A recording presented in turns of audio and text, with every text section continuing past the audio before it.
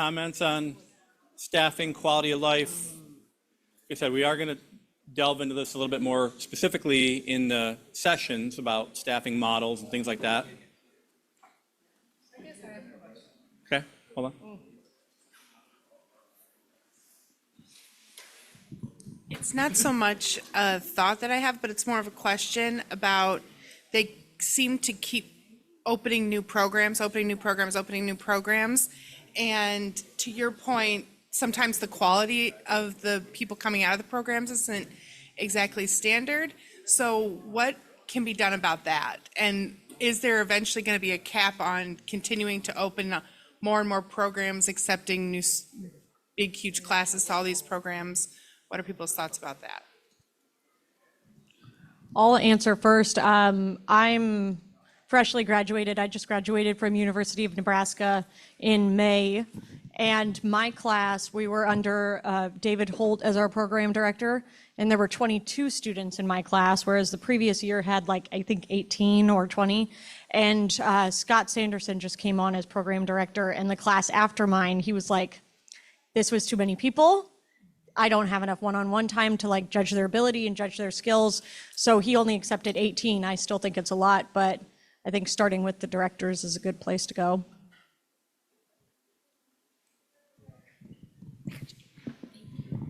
Hi, my name is Betsy. I'm from Midwestern. My class has 44 students, and I can honestly say that the size of the program does not determine whether you have a good student or not. I think it's completely dependent on the person. I know I have classmates who I spent hours in the lab with every night after class, and it's exhausting, and you just want to sleep, and you want to go home and study, but at the same time, the people who had the best rotation experience and have been pumping cases since day one are the people like me who had the time and put in the time to be in the lab. So I personally don't think it's determined by the class size. I think it's determined by the student.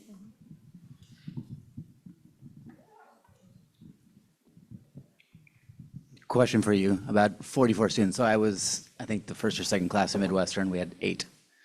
And so it's obviously grown quite a bit.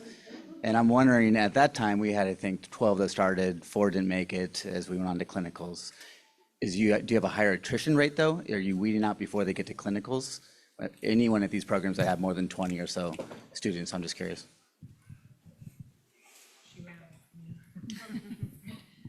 Drew's also in my program. We're talking about so we did lose a few throughout our didactic year, but we also gained students from the previous class. So like our 44 went down to 42 at one point, and now we're back up to 44 because we got people from last year's class. We did also lose a few right before clinicals that didn't pass lab or whatever didactic course. So, I mean, yes, the attrition rate is still high, but not like in comparison to having 44 students. Sorry, Dorothy Holt from Nationwide Children's. Just a follow-up question, because we also get Midwestern students. And in previous years, some students had mentioned using the sim room through the middle of the night because that was the only time that they could get sim room times. So they would get up at midnight and go to the sim room just to get their hours in. Yeah, I personally never did that. I go to bed at like 8:30. I'm a grandma. But I do have classmates who did that and have talked about like security literally kicking them off campus because technically the room was closed. They would just turn the lights off and hide, and hopefully they didn't get caught. But yeah, we had an Excel spreadsheet where we would sign up for time periods, and it was like the first week of the quarter, everyone signed up for the next 12 weeks, and you made it work. So it is challenging, but we also have the most pumps at any institution for teaching wise, so I think that's beneficial. Hi, Greg Maddie from Boston Children's, again and again and again, like Jim said. I really liked your comment that it's really up to the individual. I think that's exceedingly important. I have a real passion for this because I've been disappointed with a lot of people I've interviewed over the years. And I think I figured out a big problem with my team at Boston Children's Hospital. Well, not the problem with the Boston Children's Hospital team, but what we figured out as a team what we figured out as a team was that there are a lot of very smart people getting into perfusion school, but the requirements for school are minimal for reading. And I'm going to sound like a grandpa. You're going to sound like a grandma, but you got to read a damn book, okay? And what I have seen that blows me away is that people seem to be proud that they don't own any perfusion books and they don't read them. Oh, I just look at all the PowerPoints and then I know everything. I think going to the sim lab is great if you can, get the time and stuff. But I'll share one of my interview questions, and I'm happy to do that because I have millions of them. But I ask this question to people. I say, you're a student in perfusion. How many cases have you pumped? 150. I'm not going to put them on the spot right now, but I usually get an answer like that. I pumped 120 cases. I pumped 150. I pumped 200 cases. Oh, what device did you use? Oh, I used to use the FX25 in all my adult cases. Oh, that's great. What is that device rated to? I don't know. What size arterial filter does it have? I don't know. These are basic things that are in books, and you can't expect your preceptors and your instructional, the professors and stuff to teach you it. It's in books. There's only like 5 or 10 books for perfusion. You're getting a master's degree. You should read some of those, if not all of them, and be able to say, this book sucks for this, but it's good for that. And that's what we found at Boston Children's, that people just aren't reading. And I really hope that the directors make books more of a requirement. Willie Dosh. I recently joined the MUSC CVP program as a clinical coordinator, and I'm teaching the pediatric course for our students this summer. And Greg's book is on our book list, and I assign readings regularly. So,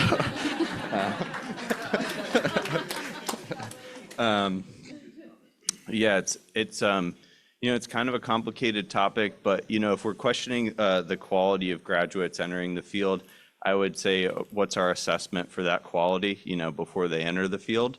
So that's one thing that I'd just like to pose. And then the other question I have is, how many programs have established a new FTE position in the last 3 years or so? That would just be, maybe we can say that to the end. And the only other comment that I want to make is, as far as like simulation time and resources, we, at least at our program, we haven't grown the class size dramatically for the last 5 to 10 years. And saturating the job market is certainly something the program directors of perfusion programs don't want to do, and that's definitely a debated topic when they meet annually at the AACP meeting. That's definitely not the intention, and I think it's a complicated topic, more so than just how many perfusionists are retiring annually. So I guess how many programs have added a new FTE position in the last 3 years? Show of hands. It's a job, a shortage in the job market.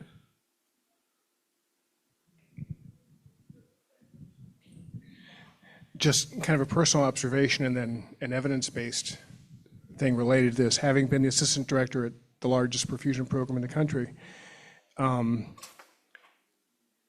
last year there, I was presenting a bunch of pharmacology stuff, and I said, "Here's your reading." And one of the students raised their hand and said, "Dr. Nieder, we don't like to read." And I pushed back and said, "Well, that's going to make this class a real nightmare."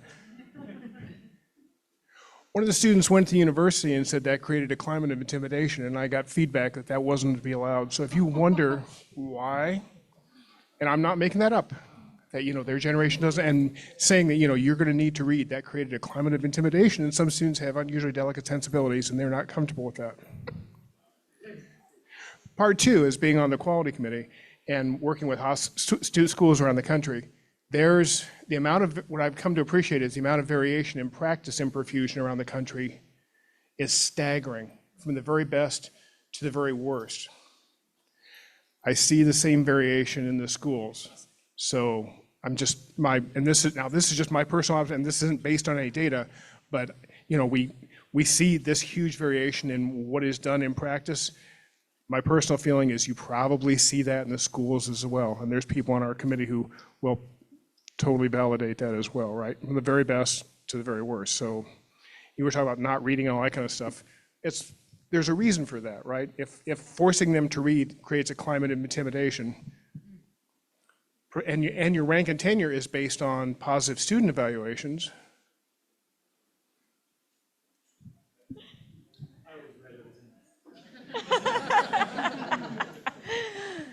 We were about to switch topics.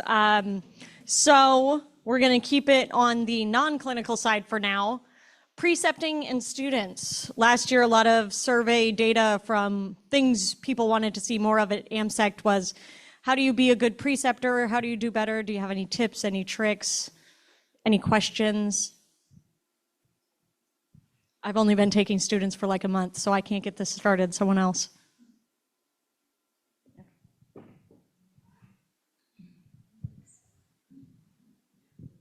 Dorothy Holt from Nationwide Children's. I've had students my entire career. Honestly, I came out as a new grad and had a student pretty much the month after I started. So one of the things that I instill is that, and the first thing I tell them is, I'm not looking to trick you. I am looking for the very basic answer to a question just to understand where you're starting from.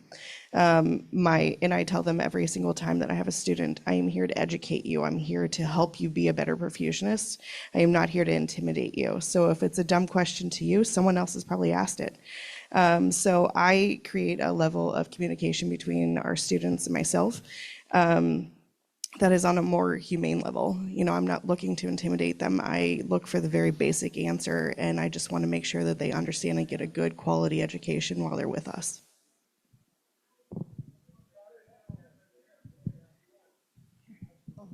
I'll stop at her and then I'll come back to you. Hi, Teresa Patterson, Winter Haven. I taught at Ohio State for 10 years after I graduated, and so we had students on a regular basis.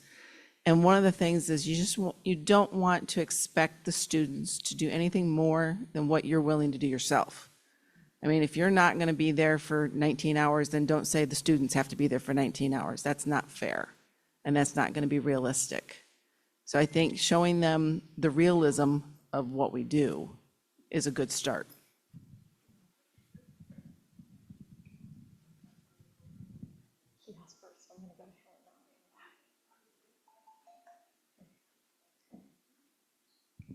Jason Penn, Sarasota.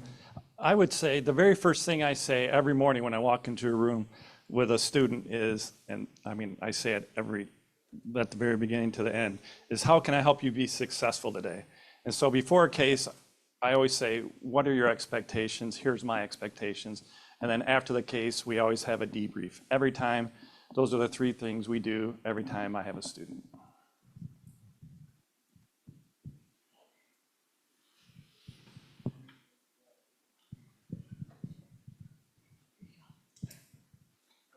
To me. Joe Barondi, Spring Hill Medical Center, Mobile, Alabama, the birthplace of Mardi Gras. I haven't had students in a while. I used to have students from Midwestern, and I love Midwestern because my students were coming from different programs. And for my staff, I always told them, you can learn from what your students bring. And I think that being humble to that makes the student comfortable as well. And as well, there's no question that's a bad question. All questions are good questions. The only bad answer is that's how we've always done it. And I think as preceptors, we can learn a lot just by listening to our students, and we can impart a lot as well. For those AMSEC members, and even at a nominal price, you can join AMSEC University, and there is a whole session on how to be a good proctor and how to how to work with students. And it's how to deal with students and how to make them and you both successful. So that's a wonderful resource that's available to everyone on AmSec University. I'm John Zavarro. I'm a perfusion student at LTU. Early on during my clinicals, I found myself modifying my practice to the practice of my preceptor, and I would try to satisfy them. They would have different idiosyncrasies, and I tried to remember what they liked and modify my approach depending on the person. But over time, I felt like that was just not going to help me long term. So just a little bit more like freedom, letting the students kind of figure out their own practice and their habits. If it differs from yours and it's not causing harm to the patient, I'd say just, be open-minded to that. Okay, so we're going to add one more layer here. So you were talking about being nice, being open and everything with students. How do you guys feel about, as a preceptor, switching something up on the circuit or moving something and then asking if the student notices? No. Yeah. That was I'm only bringing this up. This was a situation when I was a student. My preceptor sent me to the bathroom. They're like, oh, go to the bathroom, get a drink of water before the case starts. I came back and I'm Little Miss Anxiety. I check everything 30,000 times. So I was rechecking my pump and I was like, these suckers are in the wrong way. And he's like, oh, I'm glad you noticed. That was a trick. Yeah.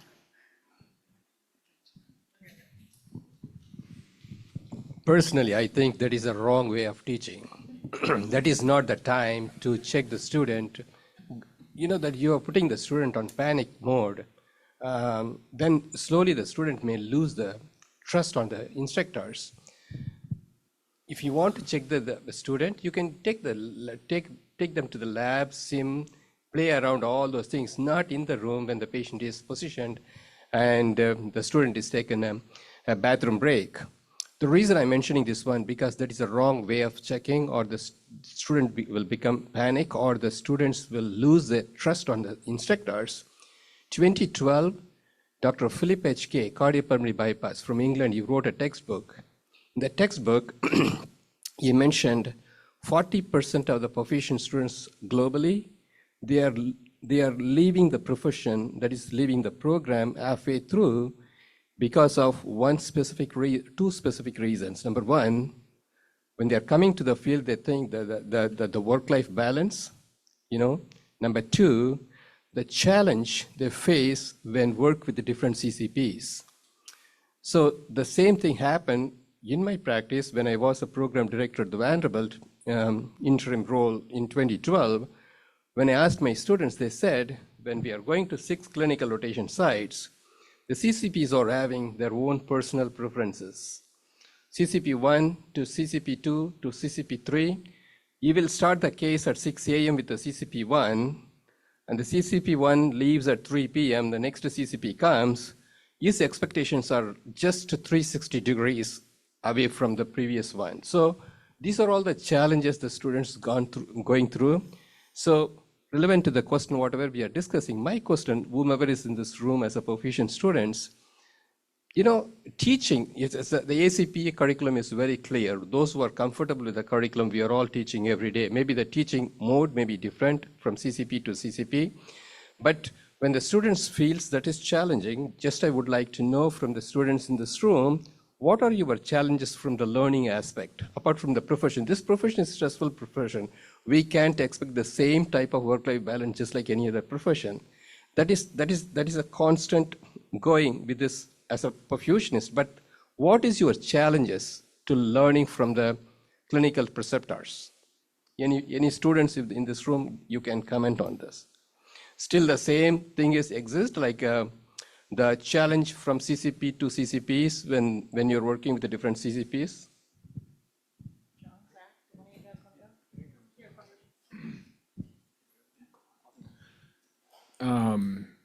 So speaking to the differences between CCPs, very specific, examples.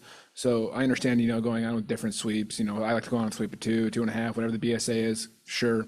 But when institutional protocols say this is what we give, And that varies CCP to CCP. That creates a big problem in the student's head. Like, this is our institutional protocol. Then you go to one CCP and they say, yeah, I follow it. The other one doesn't follow it. I do it some of the time. I don't do it some of the time. So I think like finding continuity between your staff, if you're having students come, is very, very important. And making sure you're all on the same page. That goes for, prime drugs. That goes for what do we give while we're on bypass. It goes for the whole gamut. So I think that's really important is to get everybody on your staff on the same page. Yeah, I'm trying to get there. You've already got that. That's yours. Drew from Midwestern. There is a big difference between preceptors. Some of that I take as a challenge, not to necessarily do it the way that they want to do it, even though that can be what a lot of preceptors want, even though they say that's not what they want. But it's an opportunity to learn from them. They've obviously have a reason of why they do it that way, and sometimes you have to dig a little bit to get it out of them why they do it that way, whether it's something that happened in the past or some literature that they brought up. But also, I forget the other student's name, but after you had a student for a while and you feel comfortable with them and that they're not going to royally mess up, but I mean, we're students, stuff happens, but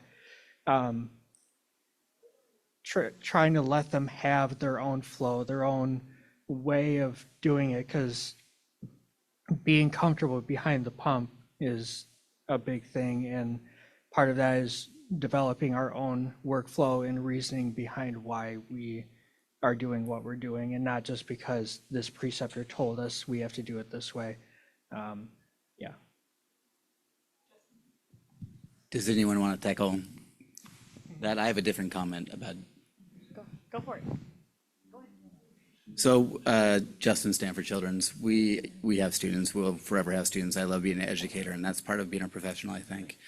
But how we function as educators, again, I'll say is different between the Stanford Children's side and the adult side. And the adult side now has incorporated actually a financial incentive to be a preceptor for these students. And it's kind of an interesting concept of if you get a $3 differential because you have a student, maybe that's supportive of the student and getting the right person there. So it was an interesting thought that they've had. They started about a year ago. We're not there on the children's side. I'm not for it yet, but I can see maybe some value in that of financially incentivize actually as clinicians that are doing it, because I think as a clinician, I would love to come in and just do my case. It's peaceful, it's gonna go well. If I have a student, I'm gonna have to do a lot more communication. I love to teach. But it is a more stressful day for that part of it. And I think that the students need to realize that too. When they walk into an institution, that we would love to just do our cases, do our protocols, do our standards, do our reading like Greg. But we really value having students there to teach the next generation. So you have to be accommodating both ways to the clinicians that are there too. But the financial incentive thing is really interesting that they're doing on the adult side right now. And of course, if you do that, then you're gonna have more preceptors available for these students. I don't know the exact number, but it's expensive to live in the Bay Area, so you'll take what you can get. Take all those differentials. I wish we had it. Leslie Gonzalez from Cincinnati Children's. So I feel like I had a prior career prior to perfusion where I was a preceptor. Even then, we have just started taking students now. My educational point with my students starts from the night before. We have a really nice setup in our institution where our surgeons send out a surgical plan of what they think might happen. Not everything goes accordingly. But once we get that pre-brief, it has all the patient history, all their information, their prior cath lab, anything that you can possibly have. And so that gets sent out to my student. I touch base with them the night before. I say, hey, this is what's gonna happen. Read up on it. Anything you don't know, dig up information. The morning of, he's ready or they're ready to be able to just get to clinical work, right? Get the clinical aspect. During breakfast, we do a whole okay, what would you anticipate in this case? What did you find out? What did you not know? And it's just setting those clear expectations, I think, for them that goes a long way. But one thing that I've always encountered and I've always told them is like, I know you're learning as a student, but I'm learning as a preceptor from you because this is gonna go either way. I need to be a better preceptor in order to accommodate your learning and how you learn. And that goes, it's a two-way street all the time. So us as preceptors need to remember that just because we don't do something a certain way, make sure you explain that to your student because they could be on the right track. But, you know, just because it wasn't what you would do, let's discuss it. Let's talk about it. And then turning back around on the incentive of being a preceptor, I think that's a great idea. But that also comes with the caveat of, well, I'm not getting paid to be their teacher. And then does that give us a right to complain about these students not being prepared for the field? You know, so you have to think about it in that aspect. What you're investing is what you're gonna get. And whether you're getting an incentive for that or not, it's gonna pay out in the long run because they're gonna end up in the field someday. And that's not to say that they're not gonna be your next director sitting in that seat. So they're gonna remember you and how you treated them. I wanted to piggyback off that. Something that we did when I was at University of Arizona, that one of the perfusionists, our preceptors recommended we add, in addition to them critiquing us, we would actually critique our preceptors. So I'm curious how many places actually get critiqued by their students as preceptors. Do you ever get feedback from your students about how you're doing as an educator? Because we definitely don't at my center. I think there are, Willie, do you want to talk about that? Sure. I think there's a good setup there. So I think that is helpful, you know, after, in a debrief period afterwards, you know, to reflect on how the precepting was during the case. I think that's helpful. But that's really, you know, an N of one feedback on that precepting. One thing that we do at MUSC is we generate a report that we send to our affiliates that consists of survey questions that we ask our perfusion students at the end of the rotation, so each of the rotations, and then we will compile that data and we send that data to our affiliates to let them know how they're doing in certain domains from the last average of the last 5 students that rotated at their site. Specific questions related to precepting and teaching. So I think that's helpful in terms of giving feedback to those affiliates so that they could improve upon that precepting process. We also compare them to other centers. There's a little bit of benchmarking as well. So. Yeah, that's the part. You get to see how you're doing. You're like, oh man, I'm doing worse than Cincinnati? How's that? That's not going to be the case. So I think it's a really great feedback tool that it's in a grading sheet that you guys offer online. So after each case, the student submits, what is it called? Not a Metatrix, a what? Core. It's through a core system, and you complete it and you can give feedback to the student, and then in return at the end of the semester, you get this grade on how you did as a center. I just wanted to make a comment. We've taken MUSC students, and we really like that report. But I have a bigger question for the group. So for those that take students, do you have a student coordinator on your team, or do they just come and the chief or something assigns? So who takes students? Raise your hands and keep your hand up if you have a student coordinator. Oh, almost 100%. That's great. Okay. Well, I'm glad we ended on that note. Everybody's doing great with their student coordinators. We were about to switch topics, but you can do one more comment before we switch. Clint Colby, I kind of came in a little late on this topic, but we're actually, an article is going to be published on student-centered learning and the importance of making sure that the students are participating and having an active part in their learning. They should be filling out, what we do is we have them fill out the evaluation, we review it, and then we have them go after a couple positive things and a couple negative things, or improvement things is a better word. And then the preceptor actually comes with those things also. And then they come together on improvement goals moving forward. And then that will be continued from day to day throughout the week. And then that way those things, because we try to do a week at a time, but that's impossible with we're looking for 29 and 30 perfusionists at Mayo right now. And so that way they're continuing to learn. But it's important to see that they're learning moving forward, because that's the only way that they're going to get better in their careers. There's not going to be somebody there. We've all been there when you are all of a sudden by yourself. And if you've had an active part in your education, I feel like it moves them forward to being better perfusionists in the future.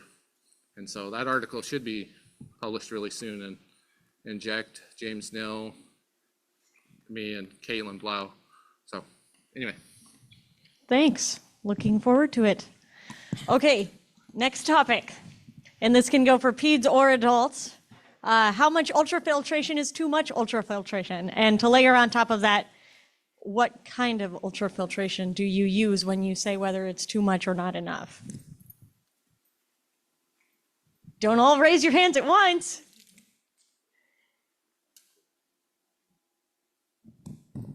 Literally no one? So who is Okay, thank you. in the adult space, as she's walking over, in the adult space, Yeah. who is routinely ultrafiltrating all cases?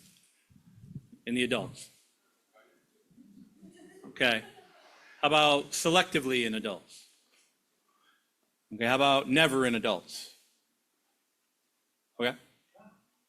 Yeah, you got a never? You got a never ever? Yeah, okay. I want to hear. Help me. Our anesthesiologist put together a study. The threshold they came up with was 3 liters, which is plenty, but I think everybody was so scared by the general concept that all of a sudden ultrafiltration just became wrong. So, and that's how, that kind of thing starts, right? You have a general concept, and that ought to be, that has an easy answer, but then it doesn't filter out the way it should, and you get the wrong message. And so as a result, we rarely ultrafilter, and we have to ask permission and have a group discussion. It's built into our checklist that we have to, kind of like clear it with everybody before we do it. So, yeah, very hesitant. Well, so that's changed over time, and yeah, so I would say like over the last year or two now, we will do. We're doing a lot of Del Nido, and we'll take the Del Nido off, but that's about it. Yeah. So are we talking just cuff, conventional, like just taking off extra water, or are we talking Duff? Cuff, Duff? Okay, so we run a hemofilter on every case, and regardless of patient size, we'll cuff to basically to a volume in the reservoir that we think that is safe to run with. So just as an example, on an FX05, we'll cuff down to 50 mLs in the reservoir. And then we continually Duff, which dilution ultrafiltration, where we'll on that circuit size, we'll drop 50 cc's and we'll take it off. We'll drop another and we'll take it off. So that's not playing into the over ultrafiltration and excessive removal of water that some of the adult studies have shown that leads to what they say it's associated with AKI. I'm not 100% convinced it's the causal, but so in order to maintain a reasonable blood volume in the reservoir, but then also get the benefits of the dilution ultrafiltration, we'll run that throughout the case. We have a target within our team based on a GRIST paper that was out a number of years ago, where it showed a target of 0 to negative 40 cc's per kilo is where you should be. If you were positive in the 10 plus cc's, in the 10 cc's per kilo area, or more than negative 40 cc's per kilo, you had the same morbidity and mortality rates in those two groups. So we stay in between that as a target, is for total volume removed. But then we also run and depending on the size of the patient, we look to duff 50 to 200 mLs per kilo during the case. So one of them's, of course, washing. The other one, of course, is fluid removal, and stay within that target fluid removal. Now, there's another study that came out. Is anybody here from CHOP? Yeah. Didn't you guys just turn out a paper that had something different to say about the total volume output, or recently? It was up in the -100 per kilo or something like that? Hi, thanks, Jim. Molly Dreyer from CHOP. We did put out a paper that looked at infants under 1 year of age, and the magic number that we came up with was 119 mLs per kilo. Greater than that was associated with an increased risk of post-op AKI.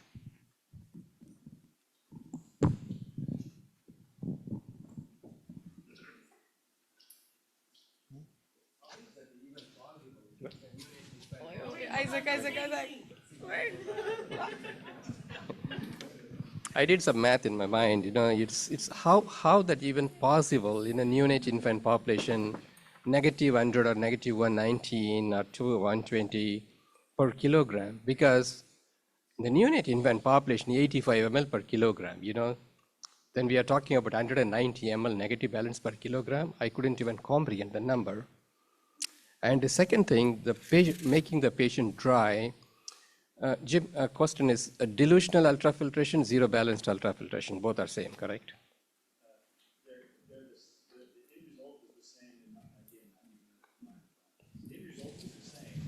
Hold on. Stop. By the way, Daphne, for this participation, I'm eligible to get another participant gift, correct? The difference between Duff and Z-Buff is the technique. So the end result is the same. But with Duff, dilution ultrafiltration, you drop in an aliquot and you take that aliquot out. Correct. Z-Buff, and we do Duff at Cincinnati Children's because I'm lazy and I don't want to set up an iMed pump over here that's running a certain volume in, and then another iMed pump on my hemofilter that's taking that same volume off at the same time and complicating everything. I like to keep it simple. So I believe they achieve the same results. But that's, to me, that's the difference between the two techniques. You achieve the same thing. Correct. Zero balanced ultrafiltration or dilutional ultrafiltration, you are not going to change the hematocrit, adding and removing. By the way, so my point is patient becoming dry or removing too much volume, that could be maybe possible by means of muff if you do longer muff without any calculations. I did a lot of research on this because during muff, primarily we are concentrating the patient as long as your muff pump is more than your main pump, because we are keeping some volume to keep the patient adequately filled. Number two, primarily concentrating the patient. Secondly, you are concentrating your circuit volume as well. And your surgeon says, this is my level of filling pressure, 12 or 14, whatever it is. So as long as patient-specific filling pressure you are maintaining, I'm not making my patient dry, number one. Number two, some articles says when you make the patients dry, post-operatively in the unit, the patient goes for metabolic acidosis because of the dryness. So that is not because of the muff or ultrafiltration. My point is that is because of compromised colloid osmotic pressure, because from the intravascular space, the fluid started moving to the interstitial space, and in the intravascular space, the patient is getting dry and dry. That could cause all the complications that because of the dryness of the patient. So that is the reason I won't say that doesn't matter statement. Just like Greg, everything matters as much as I can. Fluid dynamics plays a huge role in the patient outcomes. So dryness or how much is too much, all those concepts, if you have a set limits, probably we can do our best. I'm very much looking for tomorrow's, the session is good, better, best. So always we should look for the best option, what we have to our patient population. Just a comment.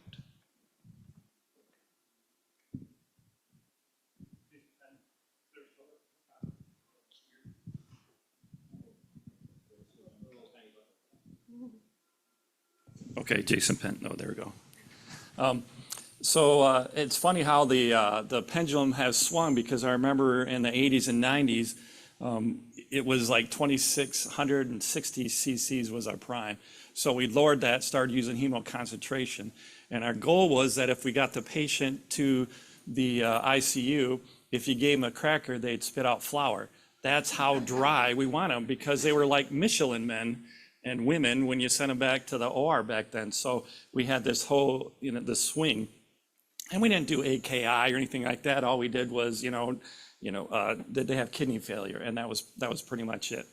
So as time has evolved, we use 4-to-1 cardioplegia, Abbott's Plegiosol. And as we would hemoconcentrate 30% of our patients, and our AKI rate was around 40%. Then we switched to Dalnido, which was 1-to-4. And it was 93% of our patients we hemoconcentrated, and our AKI actually dropped to 20%, which made no sense because we've been told that when you use a hemoconcentrator, you get AKI, and it increases quite a bit. So then it begged the difference, what about DO2? Did our group intrinsically, if you have 300 cc's in your cardiotomy, are you gonna flow higher or lower than if you had 1,500 in your cardiotomy? So we didn't go back and look at what our flows were, but it made me wonder if we just flow much, much higher when we used Dalnido. And when we hemoconcentrated, we used, it was gravity. We didn't use suction, so that we didn't have those huge fluid shifts. And then also, we usually just took out what we gave in the cardioplegia. So you say how much, you could say 10 cc's, and obviously this is for adults, 10 cc's per kilogram, 20 cc's per kilogram. But we would just do what the what the cardioplegia was, and we would do it passively at the same time. Now, if we do a mini MVR and they're flushing a lot and you suck a lot out, then you try to keep the level the same. If it goes up, you just take it down to the same passively. And with that being said, I think that the AKI rate doesn't go as high as if you get super aggressive. I know people that will hemoconcentrate a ton so that the hemoglobin gets really high, and at the end, they'll drop some volume. And they're trying to keep the head stats up. They're trying to keep the DO2 up, and that's their way and they'll use active suction, which I really don't recommend. Any other comments?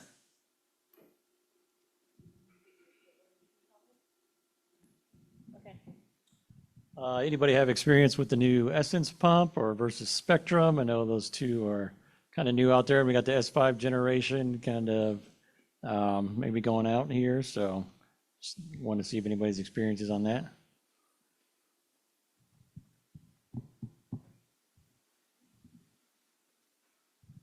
Hi, my name's Kiri. I'm from Geelong in Australia, and we've got the new Essence pump, and I really like it. I think there's a lot of good upgrades. There's a few things on it that software-wise, I wish they'd improve, but so far we're very happy.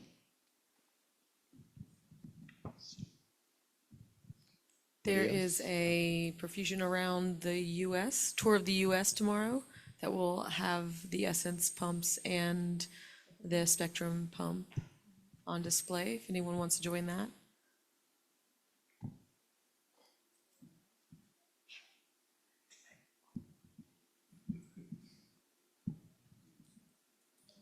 Anybody else, or any issues maybe with the hospital and the capital of getting pumps? It's been kind of my issue. It took a while for them to actually cut the check for the pump, but finally I've heard maybe in May or June we're going to get new pumps after thousands and thousands of hours on our S5s. So just waiting for one to break one of these days, but. Yeah, instead of an N+1 perfusionist, we're trying to do N+1 pumps. Yeah. That. Yes. So we finally got approval to get another pump, but that also took a long time. Mm-hmm. It's always a struggle. Something else? So we've had our S5s. We love our S5s, Stanford Children's Testing. And I'm just curious about when you say the data or whatever it may be that could be improved, because of course we're looking at Spectrum and now we're thinking about Essence. And I think there's a lot of us that are in this situation. So I'd love to hear your experience about what is it that you don't like? Because maybe this is a time where we can actually improve it as a community here for Essence.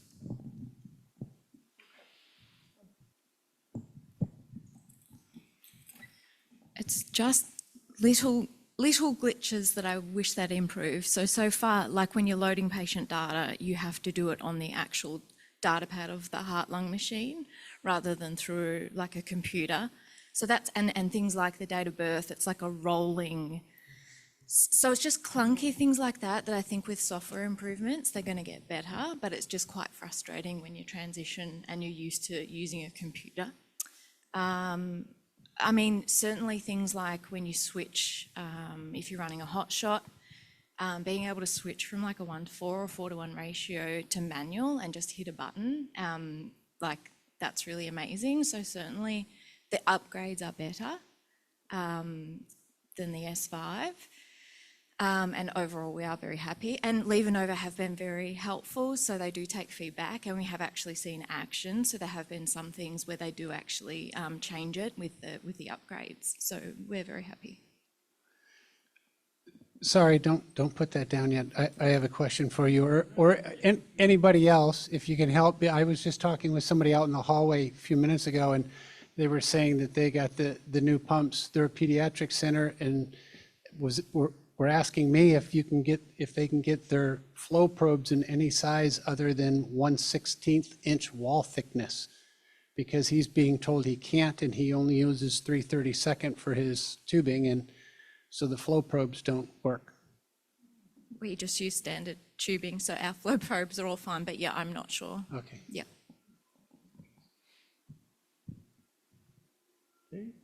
Anybody else? Does anybody use Spectrum? Yeah. Like it? Happy with it? Comment on it? You have things you want to say, I can tell. No? You did that yourself. Dorothy Holt, Nationwide Children's. I love Spectrum for their charting. It's amazing. Some quirks that they have with their pumps are, I don't always love the way that their alarms show up on the screen. I don't, yeah, or don't, or how the sounds sound similar.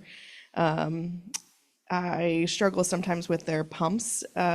Sometimes you have one head that's way loose and unocclusive completely, and some that are, the occlusion that you want or tighter. Those are the biggest things that I gripe about. The actual structure of the pump is nice. You can manipulate it, make it work for you as long as you're willing to. We use extension arms to make it work for our suckers, to keep everything really close to the field because we're a pediatric center. So that is nice. The model itself is small and compact, which is nice for us. And we use roller heads. We don't use centrifugals. So, sometimes that can add a little bit of extra tubing if you can't get things really tight in there. Some of the things that I don't love is we have a pump that sits a little lower than the other just because of the way we try to keep everything compact. So, if I'm precepting, I may not be able to see the blood side of my cardioplegia. But my biggest gripe is really their alarms and their actual occlusions. We've been using Spectrum for about a year now, and we have the same thing with the occlusions. Hasn't been hugely out of whack, but you can definitely see a difference sometimes. So we end up making one perfect, and then the other one's what it is. Usually a little loose, because I'd rather not have too perfect and too tight. But at any rate, we've seen that as well. With the alarms, like you mentioned, an alarm will pop up, and it'll alert, but when it clears, it goes away. So if it's a very quick thing, you can't look over and see what it was, which was also, we used HL20s a long time ago. There's also a problem with the HL20, but it's something the S5 does well. It stays on the bottom of that screen until you clear it, even if the alarm condition goes away. So that's something I think they can improve on. I think they've done a lot. I know that no pump is perfect. The Essence isn't perfect. Spectrum pump's not perfect. The S5 wasn't perfect. All that stuff. But I do think it's incredibly important for the community to speak up, like you guys have, like you have, like I know we have, to get the feedback on that. And I found them to be pretty responsive. the innovation I think that's come up is not only the modularity, the small footprint and that kind of thing, but there are some, what I feel like some significant safety innovations that they've come up with and rethinking things. Inlet pressures instead of just outlet pressures, flow probes in places to protect against bubbles and all that stuff. They have 3 30-seconds and 1/16 with Spectrum flow probes. But so we've been happy with it. It's not perfect. None of them are. I'll add another thing on to it. They're expensive.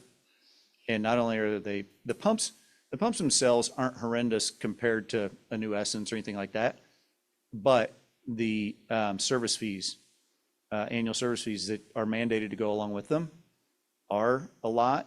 But what I can tell you is with the technology that's in them and with how it works. For example, if I throw a pump down the stairs, they'll send me another one the next day, no questions asked.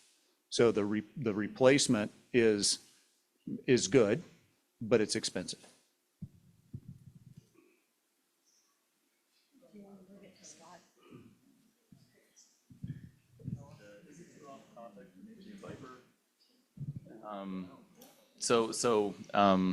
And Willie and I used to work together, and I need to grab him afterwards because I've inherited some of his duties.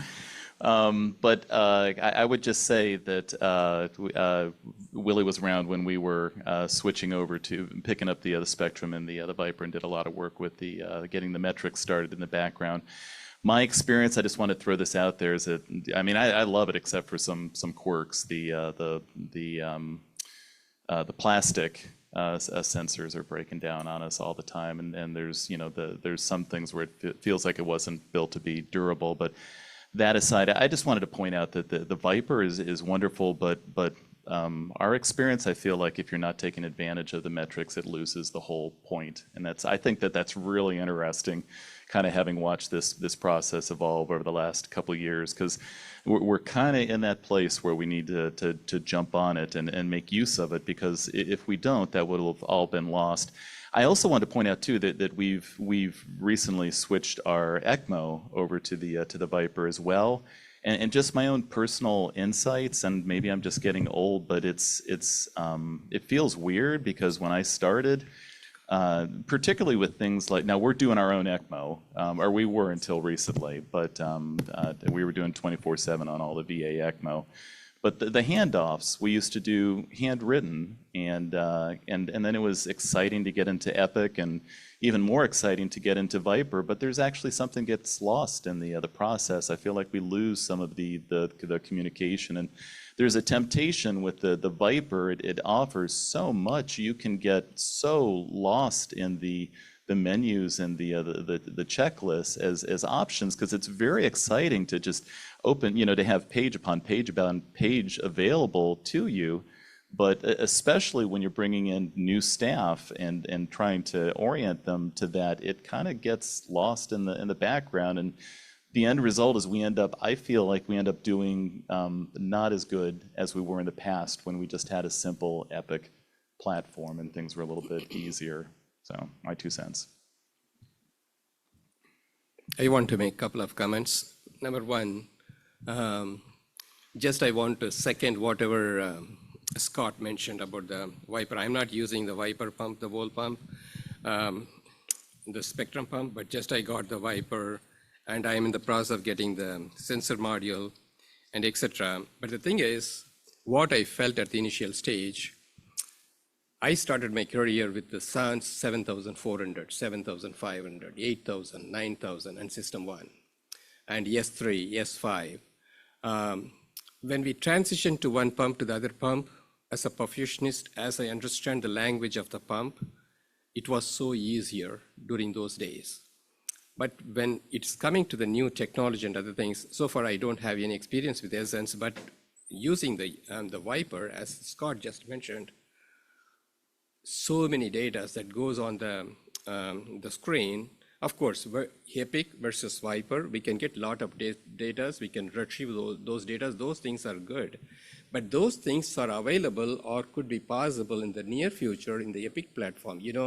most of the people knows that one of the 3 centers in the whole country in 2016, they brought up with the EPIC. Chad is our chief perfusionist adult side from Johns Hopkins. He's one of the people, they built the basic format of the EPIC. So all those things, whatever could be happen with a Viper, we can do with the EPIC. The only thing is data retrieval. But to achieve all those things with the Viper, I think it is too much. Whether it is there is a clinical significance in the operating room, like 5 monitors are there. The EPIC is capturing in one platform. The Viper is capturing one platform. And the BCare, what we are using in the S5 pump, we can make changes in the hematocrit and other things, even 1 number or 2 numbers. The Viper suddenly it will say synchronization is not possible and some kind of alarm. So maybe I'm taking too much time to learn all those things, but the thing is, the language as a perfusionist, what I'm understanding from the pump transition, I felt it is a little bit difficult. After putting all those money, they are saying that the formula editor can calculate so many variables, hundreds of calculations, and everywhere if you go, whatever the calculation they say, it may not be 100% perfect. Oxygen exit, what is the CO2 exit from the oxygenator? That may not be 100% perfect. So when we compare the CDI versus BCare versus the values what I'm capturing with the Viper, I don't know which is the real number. So the language coordination between these devices available in front of me, I am not 100% sure I'm doing something that shows the clinical significance to the patient. That is number 1. Number 2 comment is, just I would like to thank all the moderators. Awesome job. Donnie, Dafne, Greg, Susan, what is other? Ron?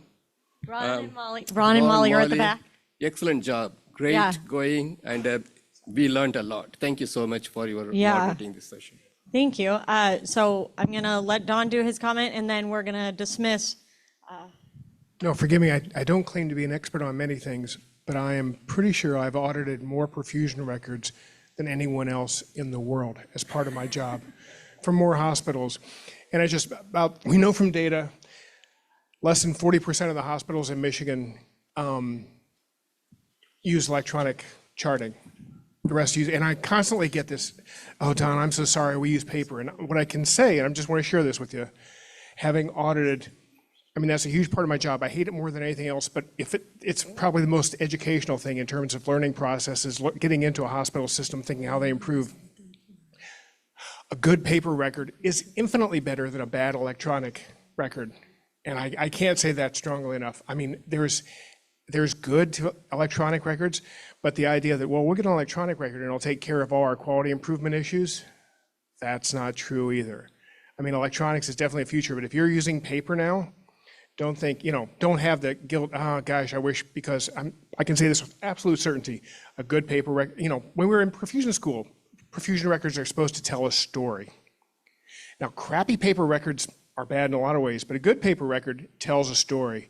There's a lot of electronic records that don't tell a story, or if it does tell a story, one piece is in Palo Alto, one piece is in Boston, one's in Miami, one's in Austin. And I can say that with absolute certainty. So don't feel bad if you have good paper records that we have to get moved to electric just because we need EHRs. Is anyone still using paper recording? Okay, thank you guys all for coming, and we appreciate your participation. Tomorrow morning, the sessions will start at 8 a.m. in the Napoleon Room, which is on the 3rd floor. We're going to start with a soft opening session at 8. Make sure to eat your hearty breakfast, grab your coffee, and then we'll see you there. Also, shout out to Ron. It's his birthday. Happy birthday to